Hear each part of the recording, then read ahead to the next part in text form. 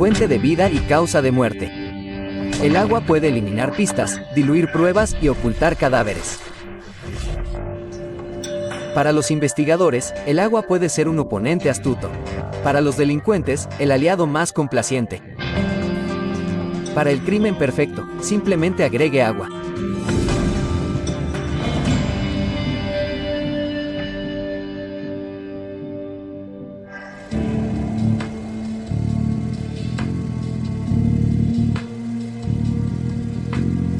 ...21 de abril de 1999, un día diferente a cualquier otro para la pequeña comunidad de la Malbaie. Situado en la región de Charlevoix, en Quebec, en la orilla norte del río San Lorenzo, este pueblo pronto conocerá el lado oscuro. Nuestra historia comienza a solo 100 kilómetros al sur de la Malbaie, en el puerto de la ciudad de Quebec. La plataforma de perforación petrolera Spirit of Columbus está atracada en el astillero de Davie en el puerto de Quebec. Las tripulaciones están haciendo los últimos preparativos para su despliegue en alta mar. Temprano ese día, un trabajador notó algo flotando cerca de la plataforma. Es un cuerpo humano atrapado contra la enorme estructura. La plataforma está a solo 30 metros de la entrada del puerto. El cuerpo corre peligro de ser arrastrado por el río San Lorenzo. En ese momento, yo era investigador de homicidios en la unidad criminal de la Sûreté du Québec. A las 7:30 de la mañana horas, se realizó una llamada a la sede para informar sobre el cuerpo de una mujer flotando en el puerto de Quebec. Los primeros agentes llegaron al lugar a las 8:05 de la mañana horas. Observamos la posición del cuerpo en el agua y determinamos cómo lo sacaremos.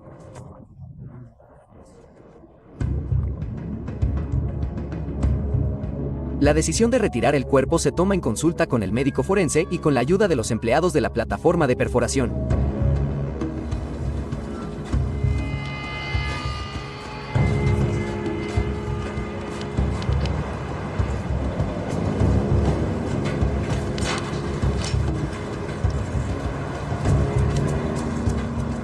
Una vez que el cuerpo sale del agua, lo llevan al muelle y lo examinan más de cerca.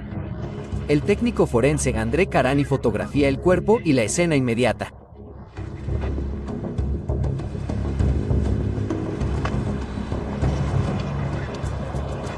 El cuerpo no estaba en descomposición. Podríamos decir que llevaba quizás 24 horas en el agua. Por lo que pudimos ver a primera vista, no había nada concreto aparte de algunos hematomas, pero nada que indicara que el cuerpo hubiera estado en el agua por más tiempo.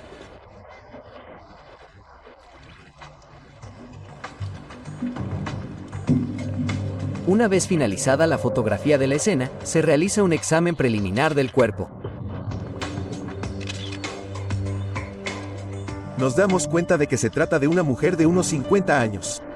Está vestida con ropa deportiva, lleva algunas joyas y tiene la cara magullada e hinchada. Así que decidimos llevar el cuerpo a la morgue de la ciudad de Quebec, donde podremos examinarlo, observar su estado y buscar cualquier identificación que pueda decirnos quién es.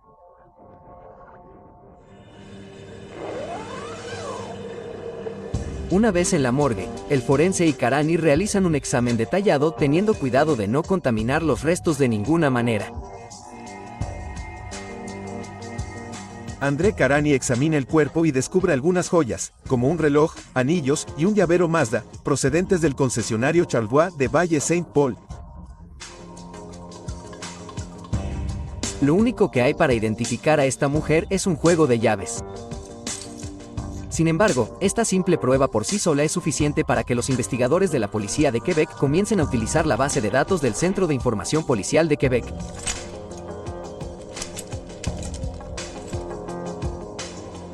Esta base de datos es consultada y actualizada constantemente por todas las fuerzas policiales de Quebec. Cada día se registran miles de datos, desde una simple violación o personas desaparecidas hasta los asesinatos más violentos.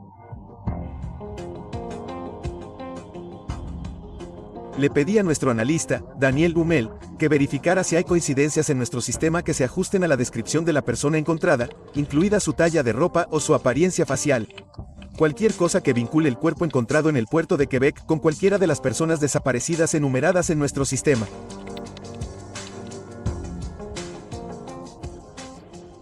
Y el resultado es negativo. No podemos identificar el cuerpo.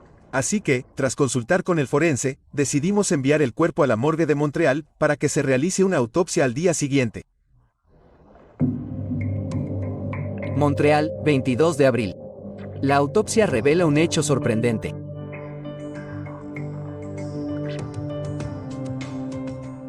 Durante la autopsia determinamos que la persona no llevaba muerta mucho tiempo. Estamos hablando de 24 a 48 horas como máximo que pudo haber estado el cuerpo en el agua. Durante el examen de los restos, el patólogo encuentra varios hematomas en el cuerpo que indican que la víctima fue golpeada antes de morir. Como resultado, se determinó que la causa de la muerte fue estrangulamiento. Hay algunos signos evidentes de rotura en las vértebras y huesos del esófago. Así que ahora definitivamente estamos ante un asesinato y la víctima aún no está identificada.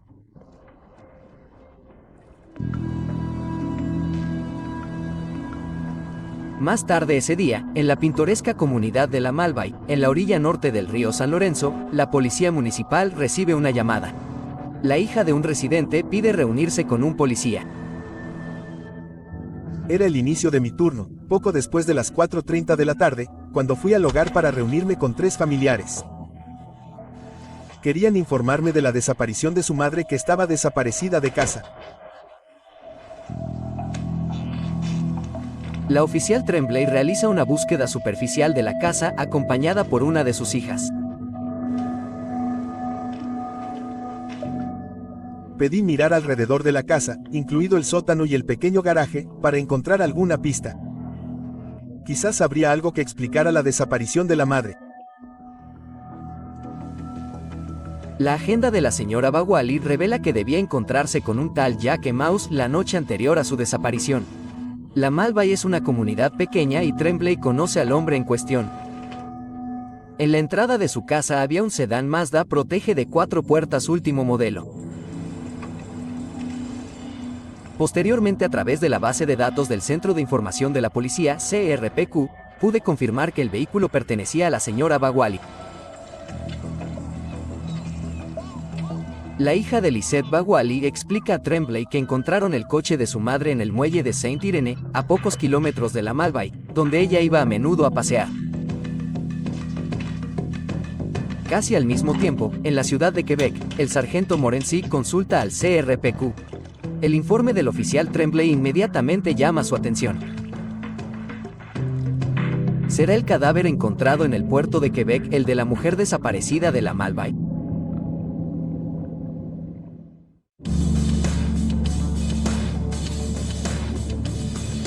La mañana del 21 de abril de 1999, un grupo de trabajadores encontró muerta a una mujer en el puerto de Quebec. Los agentes de la Sûreté du Québec no encuentran ninguna identificación en el cuerpo de la víctima. La autopsia reveló que la habían estrangulado. El día después de este descubrimiento, una mujer, Lisette Baguali, fue denunciada como desaparecida por su familia en la Malbaie, una pequeña comunidad en el norte de Quebec. A raíz de una información encontrada en la agenda de la señora Baguali, Louis Tremblay busca a Jack Mouse, una persona muy conocida en la comunidad de la Malbaie. Jack Mouse, residente en Charlevoix, entre 30 y 40 años. Era jornalero.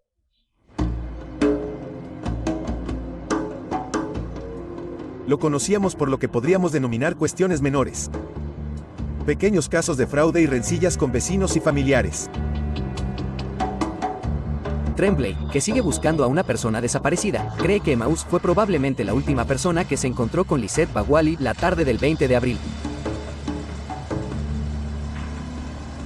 Estaba patrullando la ciudad. Vi a Jack Mouse sentado en su vehículo. Estaba en la calle Saint-Étienne, frente al río. Estaba usando binoculares para escanear la bahía. Cuando estacioné mi auto a su izquierda, instintivamente se giró y rápidamente dejó los binoculares. Le dije que quería hablar con él y de inmediato me respondió, «Podemos hablar aquí». Dije, «Mira, es un parque». Son las 6 de la mañana o 6:15 de la tarde, son niños por todas partes. Preferiría que vinieras a la oficina y como nos conocemos, no discutió y dijo, bueno, te sigo. Tremblay, acompañado de Emmaus, llega a la comisaría de policía de la Malbaie. Se sientan a charlar. Le pregunté si conoce a la persona desaparecida Lisette Baguali para asegurarme de que estoy hablando con la persona adecuada y que voy en la dirección correcta y su respuesta es sí. Conozco a Lisette Baguali y enseguida responde, ¿pero por qué? Llegó de inmediato. Su respuesta, ¿por qué? Le dije que a partir de hoy, los hijos de la señora Baguali habían denunciado la desaparición de su madre de su casa y que yo estaba investigando su desaparición. Emmaus está tenso, visiblemente nervioso. Emmaus dijo que no había visto a Lisette Baguali desde hacía 3 semanas. Lisette es masajista y Tremblay sabe por su agenda que Emmaus es uno de sus clientes. Se estaba poniendo un poco nervioso. Me dijo, ¿me acusas? Fue extraño cómo lo dijo. ¿Me acusas? Luego le aseguré con calma que no dije que te hace use con acento agudo. Necesito saber a quién has visto estos días porque sus hijos me mencionaron tu nombre y estoy investigando. La entrevista continúa durante 20 minutos, después de los cuales el agente Tremblay sospecha que Jack no le ha contado todo. El comportamiento de Emmaus sugiere que hay algo sospechoso. Tremblay continúa hablando mientras acompaña a Emmaus hasta su coche.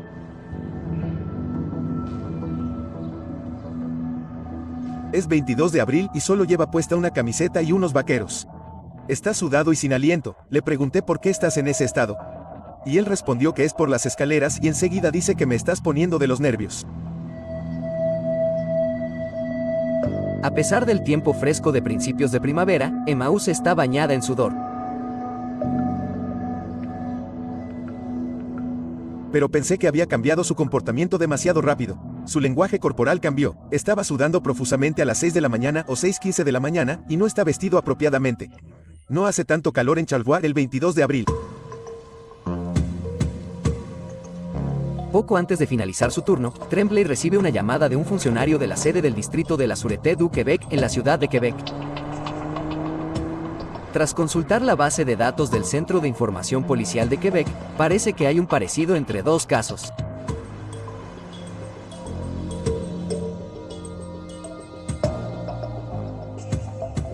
Había un parecido considerable con un cuerpo encontrado el día anterior en el puerto de Quebec, un cuerpo de mujer de unos 55 o 60 años de edad. Habían encontrado una pista en el cuerpo de la mujer que podría conducir a la identidad de la persona desaparecida. El llavero con la llave de un Mazda.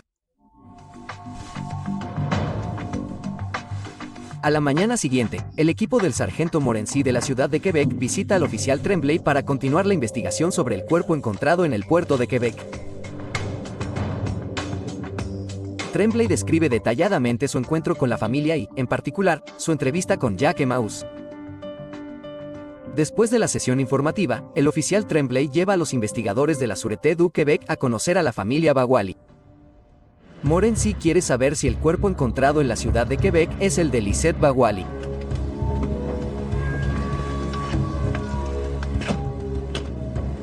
Estacionamos en el camino de entrada de la víctima. La hija de la víctima estaba en la casa pensando que vendríamos a darle detalles sobre su madre.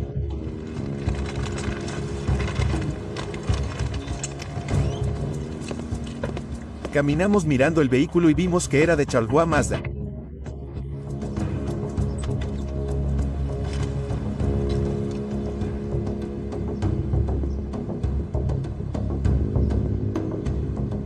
Richard Morency se adelantó y llamó a la puerta mientras el técnico forense intentaba abrir el maletero.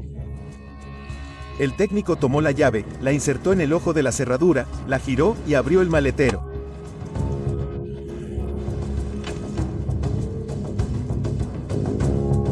Tan pronto como se abrió el maletero, supimos que definitivamente estábamos ante un homicidio. 100%. Tenemos una coincidencia que parece positiva entre la descripción que ingresamos en el sistema y la descripción dada por el oficial Tremblay. Le muestro a la hija de la señora Bawali las joyas y el llavero que se encontraron en su cuerpo. Confirmó que los artículos pertenecen efectivamente a su madre, la señora Lisette Bawali.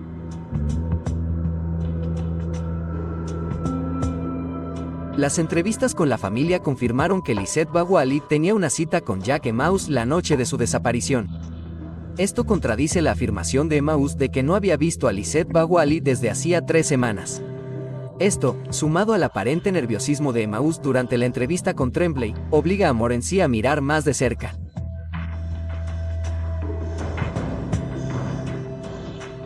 Entonces me reúno con la hija de la señora Bawali y ella comparte información.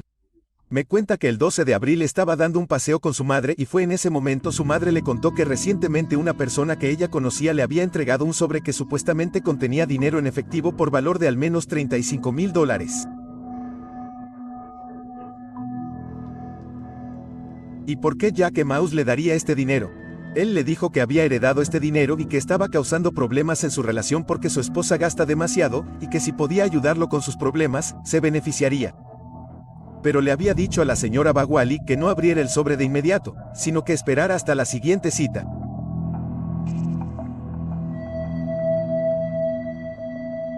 Desafortunadamente, la señora Bawali sintió curiosidad y abrió el sobre.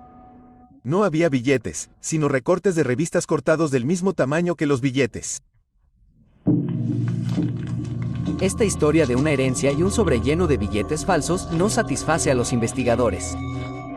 El sargento Morency solo tiene como explicación las declaraciones de la hija de la víctima, pero la idea de fraude comienza a tomar forma.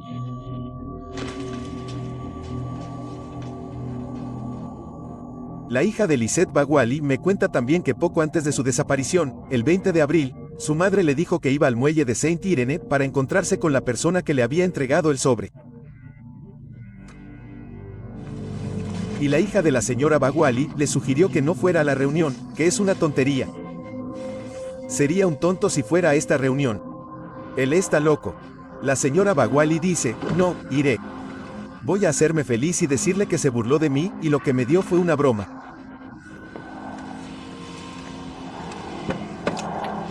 A pesar de las advertencias de su hija, la tarde del 20 de abril la víctima se encuentra con el sospechoso a pocos kilómetros de la Malbay, en el muelle de Saint Irene.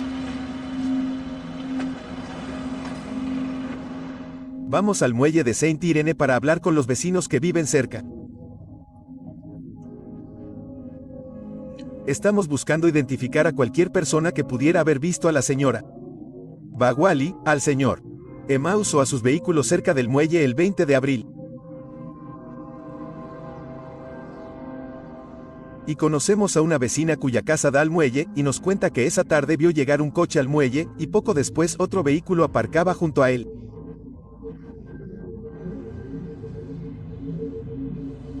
El conductor de un vehículo se subió al lado del pasajero del otro vehículo y se alejó.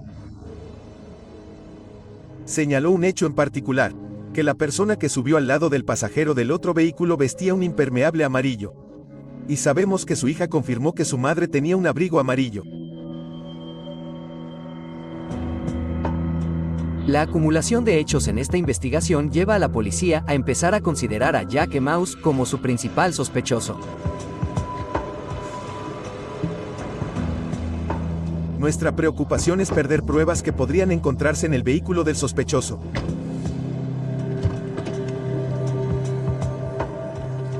El 24 de abril, el sargento Morency obtiene 2 órdenes de registro. El primero para el coche del sospechoso, un Oldsmobile de 4 puertas, y el otro para su casa.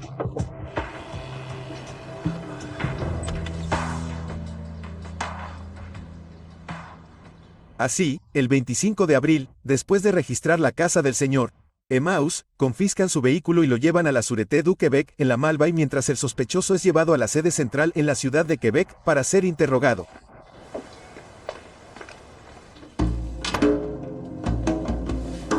Otros 2 detectives tienen la tarea de interrogar a Emaus. Por ley, tienen derecho a retener a Emaus durante 24 horas antes de presentar cargos. Más allá de eso, tendrán que dejarlo ir.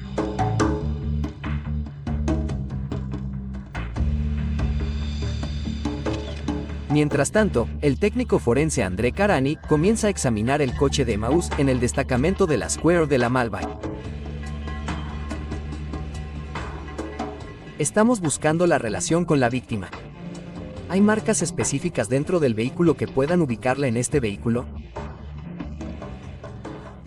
Eso es lo que estamos buscando. Están las huellas dactilares del sospechoso, pero como es su vehículo, sus huellas no tienen valor. Lo único importante es encontrar una huella que coincida con la de la víctima. En este caso, el vehículo había sido espolvoreado con pólvora negra para buscar huellas dactilares o mejor aún, marcas o rastros de sangre. Mientras Karani examina el vehículo, Emmaus es sometido a un intenso interrogatorio en la sede de la Square en la ciudad de Quebec. La entrevista con el sospechoso comenzó alrededor de la hora del almuerzo. 3 horas y media después hicimos lo que llamamos una alternancia. Es decir que mi compañero tomó mi lugar y yo pasé a la sala de control para seguir monitoreando el avance de la entrevista. Mi compañero trabajó con el individuo durante aproximadamente 1 hora y media. Y estábamos cada vez más convencidos de que teníamos un sospechoso y no simplemente una persona que tenía una relación con la víctima. A medida que avanza el interrogatorio, construyen su caso y creen que tienen al asesino de Lisette Baguali frente a ellos.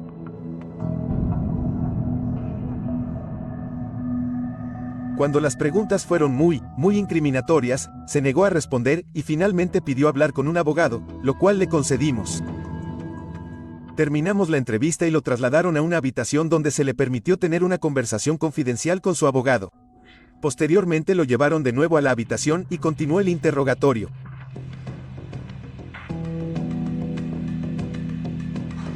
Mientras tanto, en la Malbaie, el Oldsmobile de Emmaus está resultando un caso difícil de resolver para el técnico de temporada André Karani. Decide utilizar un método radical. ¿El Oldsmobile golpeado esconde pruebas del asesinato de Lisette Baguali?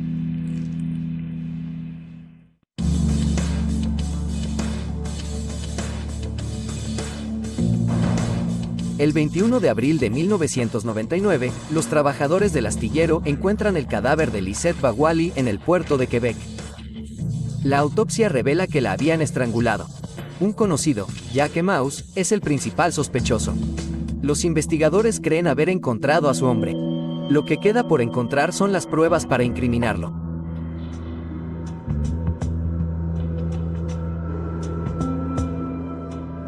El técnico forense André Karani pasa días examinando las pruebas recogidas en la casa de Emmaus y en su coche.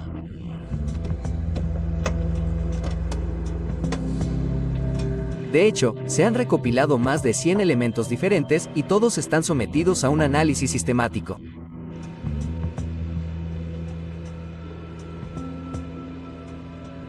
En este vehículo había tantas cosas.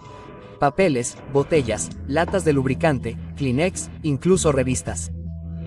En todo el vehículo, desde los asientos traseros hasta los delanteros, identificamos todo tipo de cosas.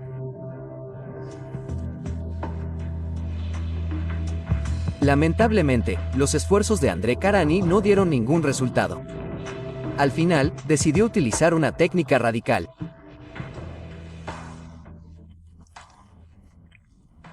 El cianoacrilato es básicamente lo que comúnmente se llama crazy glue.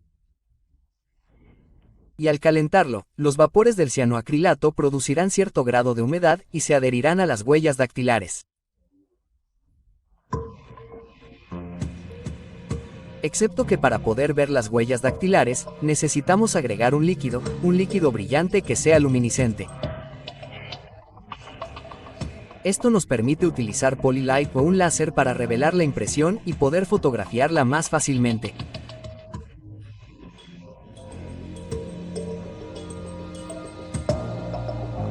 Pero el cianoacrilato causa muchos daños en el vehículo. Una vez finalizado el examen, el coche suele encontrarse con daños irreparables. Cuando un vehículo es destruido, la policía de Quebec está obligada a reembolsar al propietario el valor del vehículo. Pero cuando se trata de encontrar pruebas que puedan condenar a un asesino, es un riesgo que hay que correr. A pesar de todos los recursos y esfuerzos dedicados a estos exámenes, Karani no aporta ninguna prueba que incrimine a Jack Emaus. El interrogatorio de Emaus en la sede de la Square en Quebec tampoco revela nada nuevo. Después de 10 horas de interrogatorio, los investigadores llegan a un punto muerto. En algún momento del interrogatorio empezó a llorar y vimos que tenía mucha presión, pero era la presión de vivir con lo que había hecho. Pero no hubo confesión. En aquel momento solo teníamos nuestra opinión y lo que llamamos una intuición de investigación. Emaus está al borde del agotamiento. Se cierra y se queda en silencio. A Morency le preocupa que un jurado pueda percibir un examen más detenido como acoso. Deciden liberar al sospechoso. La reacción de Emaus es sorprendente. En un abrir y cerrar de ojos, su comportamiento se transforma cuando ve algo de luz al final del túnel. El detective Lamontagne está tan sorprendido por este cambio que no pudo resistir un comentario de despedida a Emaus cuando se marcha.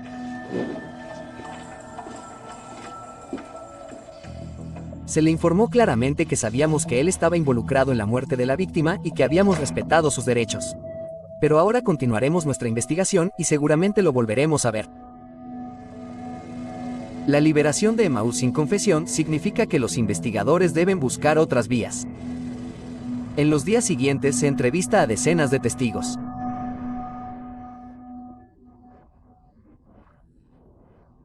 Entonces supimos que el señor Emaus es un estafador. Ha manipulado a varias personas en la localidad de La Malbaie y sus alrededores. La historia que usa con más frecuencia, que escuchamos con mayor frecuencia, es que le mencionó a la gente que invirtió en productos farmacéuticos y que eso le hizo ganar mucho dinero. Y como buen estafador, logró convencer a la gente para que invirtiera en su empresa sin prospecto, sin nada, solo con sus convincentes palabras.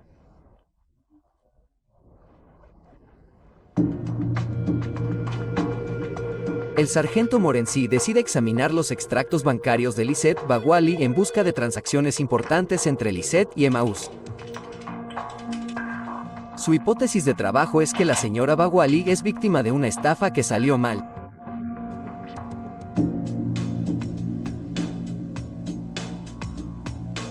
Encontramos otros 2 testigos que también mencionaron que habían invertido una determinada suma de dinero en una empresa farmacéutica falsa, siguiendo el consejo de Jack Emaus.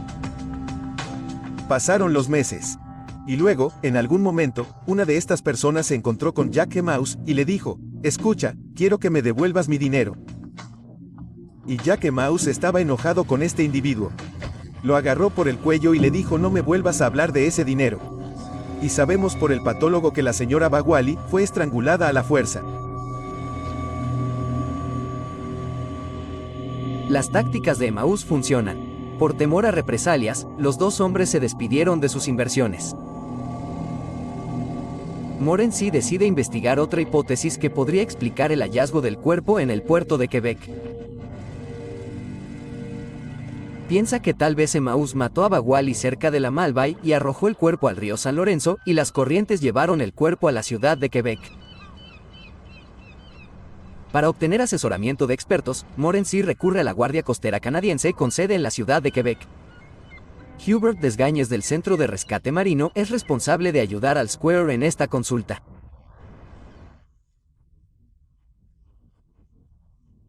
La respuesta era obvia. Fue imposible porque la corriente del río siempre es más fuerte cuando llega a su desembocadura. Incluso cuando hay mareas en la zona, la corriente no regresa aguas arriba, sino que baja hacia la desembocadura.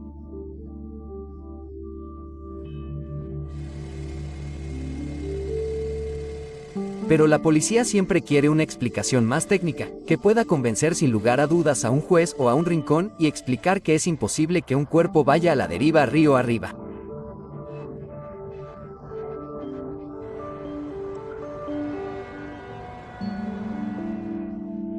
Y nos pidieron que creáramos un escenario para evaluar la deriva, y dónde habría sido arrojado el cuerpo al río para terminar donde fue descubierto.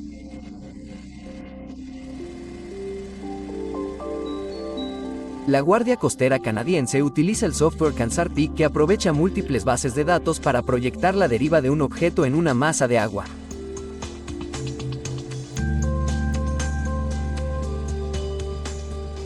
El río tiene su propia corriente que varía con el flujo normal de la temporada, y los datos de viento de Environment Canada pueden sumar o restar a la corriente según la dirección y la fuerza del viento.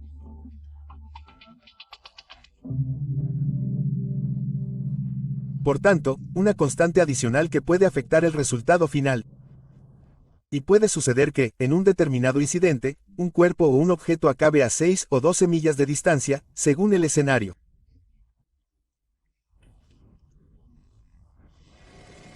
Rápidamente se dieron cuenta de que el río San Lorenzo no tenía ninguna corriente secreta que pudiera llevar el cuerpo de Lisette Baguali de regreso a la ciudad de Quebec en unas pocas horas.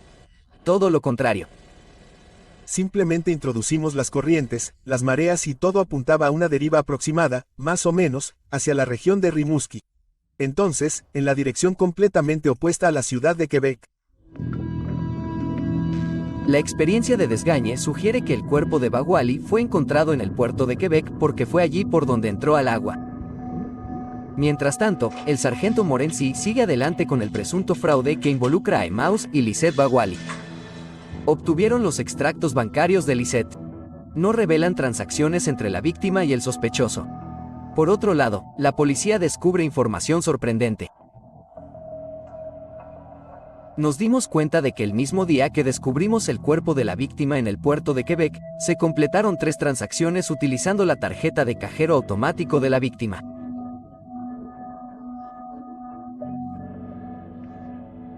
La primera transacción se produjo hacia las 8 de la mañana en el restaurante Le Petit Regal de Valle Saint-Paul.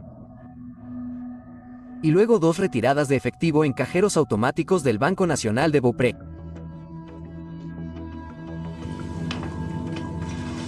La familia de Lisette le dijo a la policía que su madre solo tiene una tarjeta de débito y que siempre la guarda en su billetera. Una nota interesante es que la señora Baguali anotó el número PIN de su tarjeta de débito en un trozo de papel que dejó en su bolso con su tarjeta de cajero automático. El sargento Morency envía investigadores al restaurante de Valle Saint-Paul y al banco de Beaupré. Esta es finalmente una pista sólida que podría conducir directamente al asesino.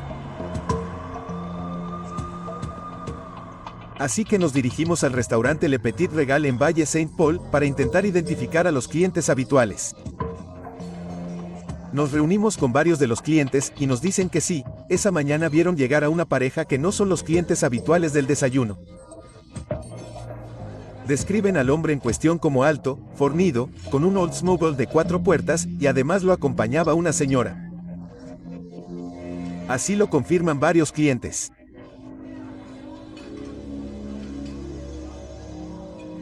La policía utiliza una fotografía de Emmaus para mostrársela a los clientes de Le Petit Regal. La fotografía fue tomada durante un arresto previo por violencia doméstica en la Malbaie. Tuvimos que sacar una foto antigua de los archivos policiales de la Malbaie.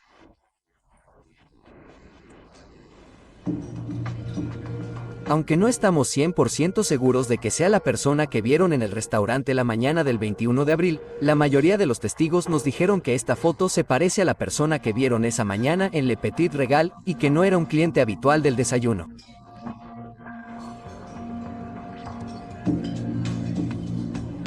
A los clientes del restaurante les resulta imposible confirmar la identidad de Emmaus a partir de una fotografía antigua. El sargento Morency pide a un juez una orden especial.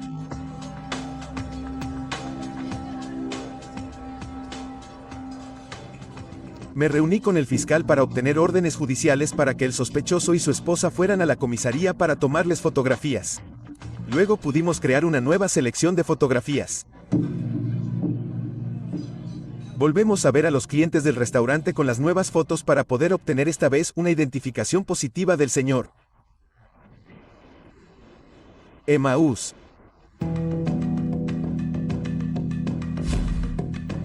«15 días después del descubrimiento del cadáver, Emmaus y su esposa reciben una orden judicial y se presentan en la oficina de Square de la Malbaie.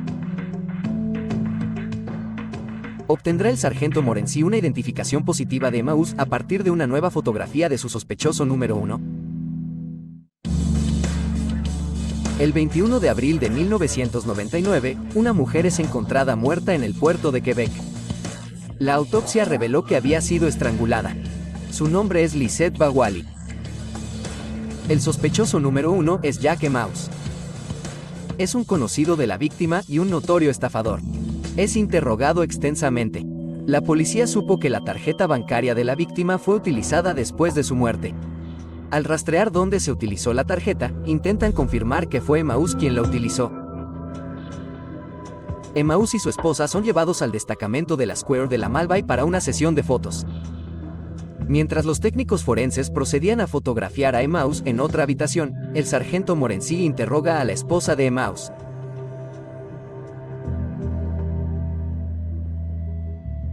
¿Recordaba lo que había hecho con su marido el 21 de abril? Ella dijo que sí. Dijo que el 21 de abril fui con Jack. Salimos muy temprano por la mañana. Nos dirigimos a Valle Saint Paul. Paramos en el restaurante Le Petit Regal para desayunar y fue Jack Emmaus quien pagó la cuenta. Luego dice que se dirigían a Beaupré, donde se detuvieron en un pequeño centro comercial y su marido le dijo que tenía que hacer una llamada telefónica. Ella identifica la esquina del centro comercial por donde ingresó, que corresponde con la entrada del cajero automático. Finalmente, la policía tiene pruebas suficientes para arrestar a Emmaus por asesinato. Una vez más, los investigadores interrogan a Emmaus en la sede de la Square. Le cuentan las declaraciones de su esposa.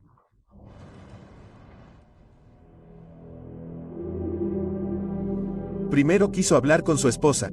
Le dijimos que no podía hablar con ella, pero le mostraron la declaración que ella nos había dado.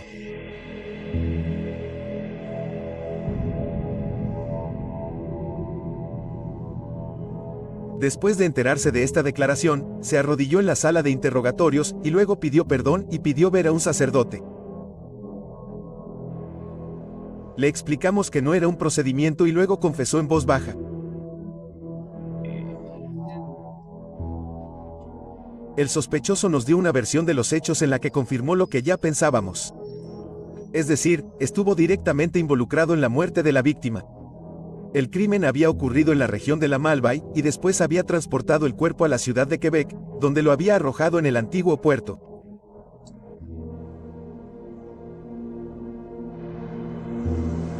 Tras la confesión de Emmaus, el sargento Morency lo acompaña para mostrar y contar, procedimiento habitual en el caso de confesiones. Recorren el viaje entre la escena del crimen y el puerto de Quebec. Primero van a Cap Oiseau, a pocos kilómetros de la Malbaie, donde Emmaus admite haber estrangulado a Lisette Bawali.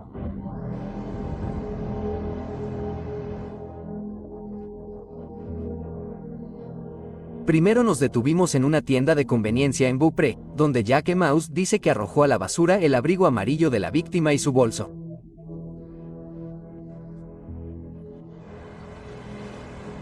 Luego nos dirigimos a la playa de Cap Oiseau.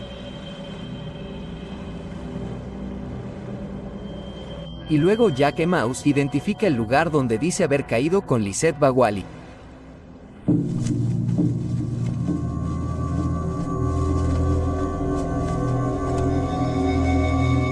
Dice que la caída finalmente le provocó la muerte. Dato particular cuando nos cuenta dónde había forcejeado con la víctima.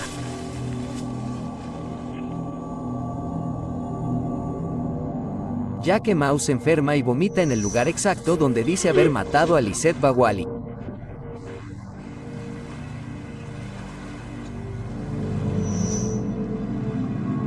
Las confesiones de Emmaus, combinadas con las pruebas reunidas durante la investigación, permiten al sargento Morency reconstruir los acontecimientos de ese trágico día. Luego dice que estacionó su auto.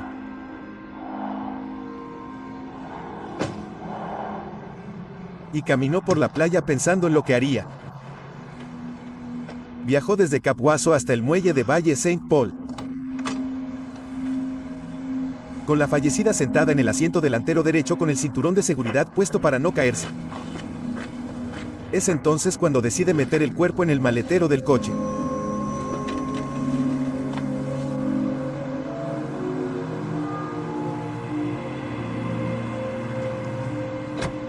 Así que abandona el muelle de Valle Saint-Paul con el cuerpo en el maletero y se dirige a la ciudad de Quebec.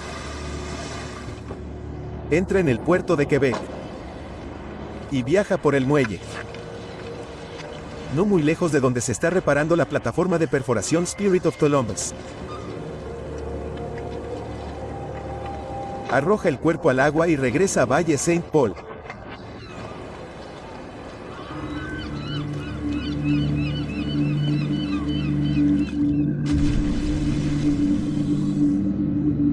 Con la confesión de Emaús, la policía ha podido rastrear con razonable precisión sus idas y venidas después de deshacerse del cuerpo.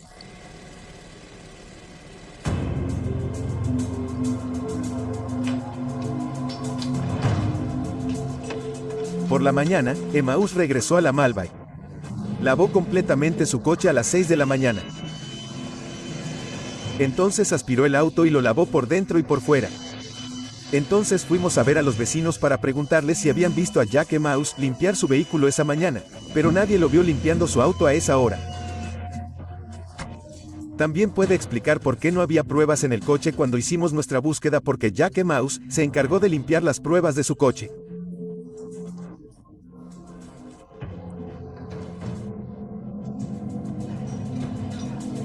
Después de una noche inquieta, Emaús regresa a Quebec para desayunar y hacer compras con su esposa. Entonces utiliza la tarjeta bancaria, lo que finalmente le lleva a su condena. Comienza el juicio y Emaús es acusado de asesinato en primer grado. Es declarado culpable y recibe cadena perpetua con derecho a libertad condicional después de 12 años. Pero el abogado de Emaús afirma que sus confesiones y las de su esposa fueron obtenidas ilegalmente. Emaús queda en libertad bajo fianza mientras se apela el caso. ¿Podría una legalidad hacer que Emaús escapara de su castigo?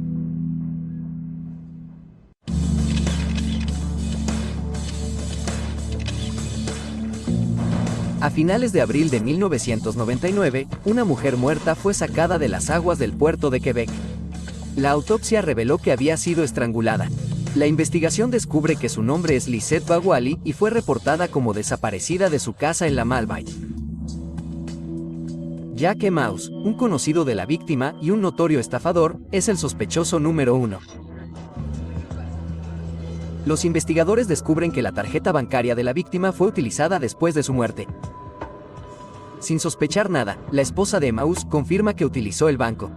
Emaús es juzgado y declarado culpable de asesinato. Su abogado apela el veredicto y, en un cambio de último momento, se concede a Emaús la libertad bajo fianza en espera de un nuevo juicio.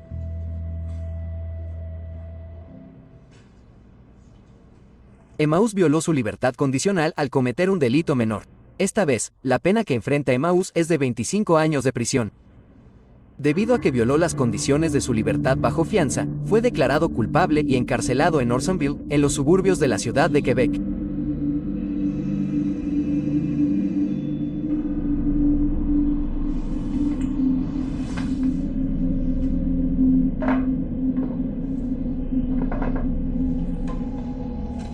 Consumido por la idea de pasar el resto de su vida tras las rejas, el 30 de octubre de 2008, Jack Emaús se ahorcó en su celda.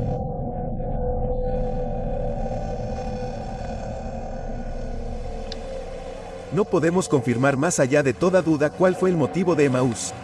Por otro lado, con la información obtenida de los testigos, creemos firmemente que el móvil fue fraude. Creemos que la noche en que la señora Baguali informó formalmente a Jack Emaús que su pequeña estafa había terminado y que quería que le devolvieran su dinero, Jack Emaús pudo haberse enojado como se había enojado con otros inversionistas que querían recuperar su dinero.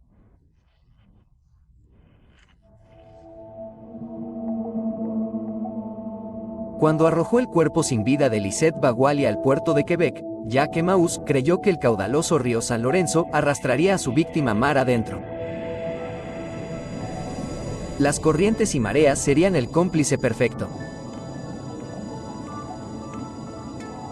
Confiaba en que el agua mantendría su secreto asesino para siempre. Pero Jacques Emaús estaba totalmente equivocado.